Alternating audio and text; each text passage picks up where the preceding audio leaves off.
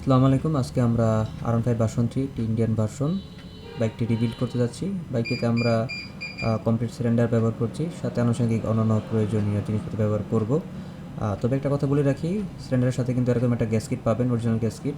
চেষ্টা করবেন অবশ্যই এই গ্যাস কিটটি ব্যবহার করার জন্য, বাইরের খোলা কোনো গ্যাস কিট ব্যবহার করবেন না, সেক্ষেত্রে অনেক সমস্যা পড়তে পারেন। আর অরিজিনাল সিলিন্ডারের সাথে পিস্টন আসবে, দেখেন এখানে হলমার্ক করা আছে মেড ইন ইন্দোনেশিয়া। যদিও এটা ইন্দোনেশিয়া লেখা আছে, কিন্তু ভাববেন না এটা ইন্দোনেশিয়ান বাইক বা ইন্দোনেশিয়ান সিলিন্ডার। এটা কিন্তু ইন্দোনেশিয়া থেকে তারা হয়তো অ্যাসেম্বলি করে আনে, ইয়ামাহা। যাই হোক, আর একটা কথা বলে রাখি, অবশ্যই গ্যাস কিটের যে কথা বলছিলাম, অবশ্যই আপনারা এই অরিজিনাল গ্যাস কিটটি ব্যবহার করবেন, না হলে কিন্তু অনেক সমস্যা পড়তে পারেন।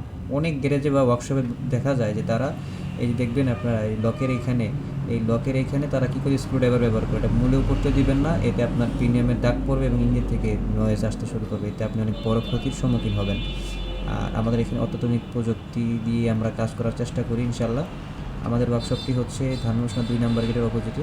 যারা গাজীপুরে থাকেন আসতে পারে। আমাদের কাছে অনেক কাস্টমার বলে থাকে যে এই হেডের গ্যাসকিট দিয়ে নাকি পানি লিক করে, ইঞ্জিন বারবার গ্যাসকিট ফেটে যায়। তো ইনশাল্লাহ আমাদের কাছে চলে আসবেন, আমরা একটা সমাধান আমাদের কাছে আছে ইনশাল্লাহ। আশা করি যে 99% কার্যকর হবে ইনশাল্লাহ। এই পর্যন্ত অনেক গাড়িতে লাগিয়েছি, কোনো তো প্রবলেম হয়নি।